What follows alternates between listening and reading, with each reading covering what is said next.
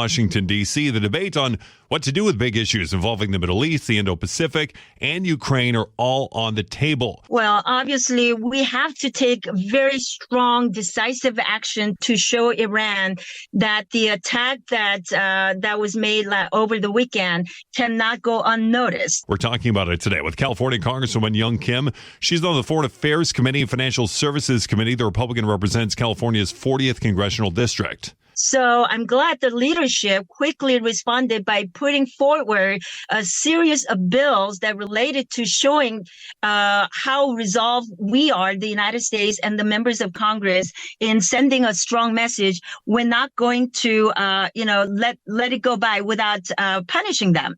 So we cannot afford to embolden Iran, the world's largest state sponsor of terrorism, any further.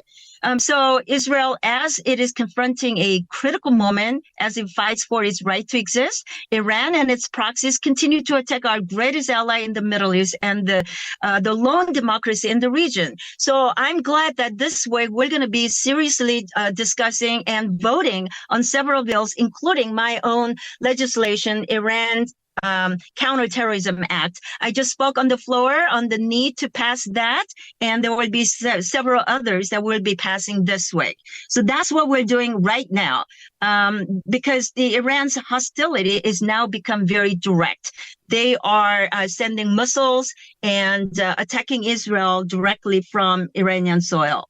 Yeah, and maybe even helping out Hamas, too, with either funding or weaponry. We know that Iran has its proxy groups all over the place. They've been causing problems in the Middle East as well. Does your bill include any specific sanctions on Iran that we haven't seen so far used that you think might be effective in deterrence? You know, my legislation, this is H.R. 6323, Iran Counterterrorism Act. It says that relevant sanctions can only be waived if Iran has ceased to support international terrorism.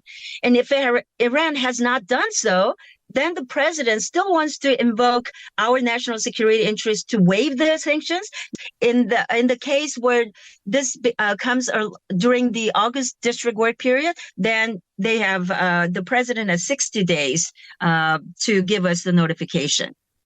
There was big doings in Washington today with the Department of Homeland Security Secretary Alejandro Mayorkas. Those two articles of impeachment against him were delivered from the House over to the Senate. The Senate now will consider what to do with them.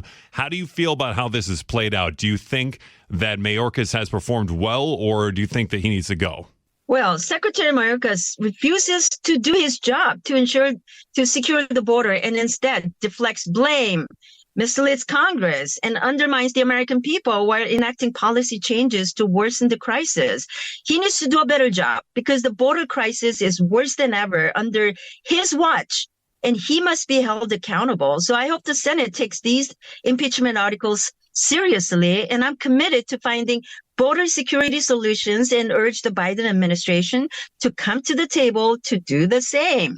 House Speaker Mike Johnson is still pretty new to his job, and already there are some Republicans who want him replaced. All this with big foreign aid packages hanging in the balance. We're talking about it today with California Republican Congresswoman Young Kim. You'll hear what she thinks about how Speaker Johnson has performed coming up next.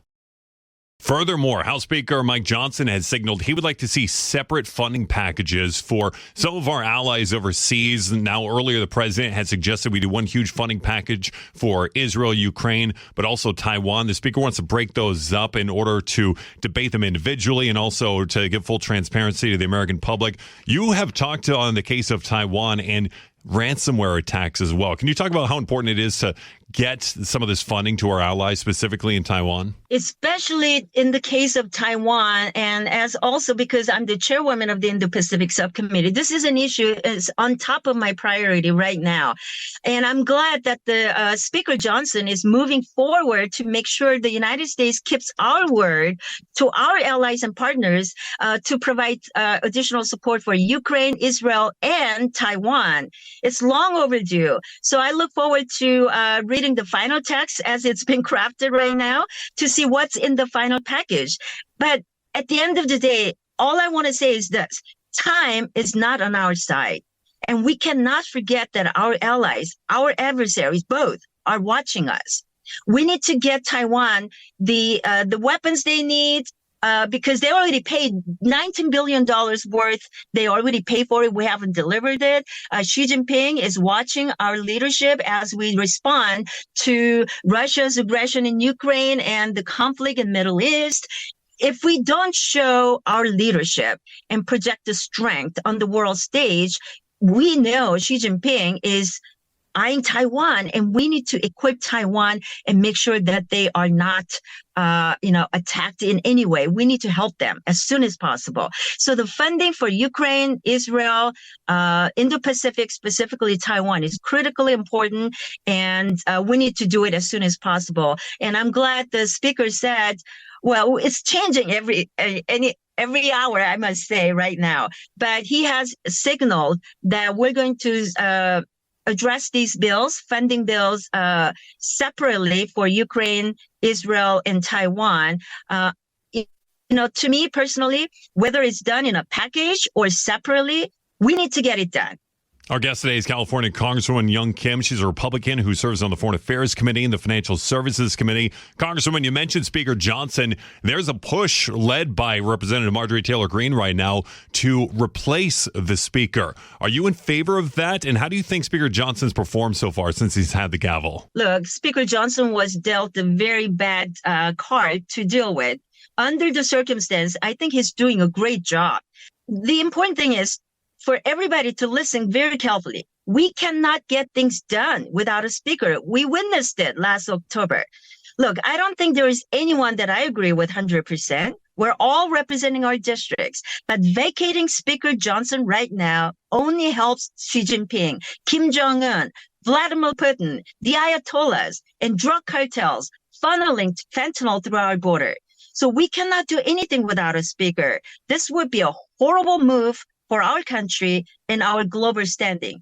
I cannot emphasize that enough.